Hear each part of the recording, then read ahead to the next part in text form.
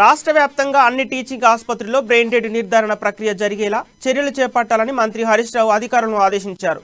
జీవన్ దాన్ ద్వారా ప్రభుత్వ ఆసుపత్రుల్లో అవయవ మార్పిడి, శస్త్రచికిత్సలు పెంచాలని సూచించారు.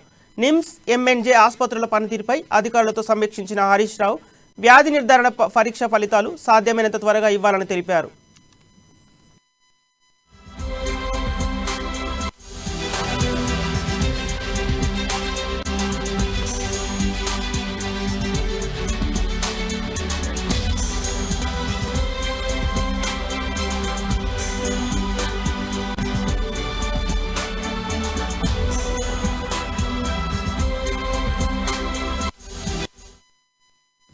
ఆ రెండు ఆసుపత్రులకు రాష్ట్రంలో ప్రత్యేక గుర్తింపు ఉందని, ప్రజలు ఎంతో నమ్మకంతో అక్కడికి వస్తుంటారని, వారికి మంచి వైద్యం అందించి విశ్వాసం పొందాలని తెలిపారు.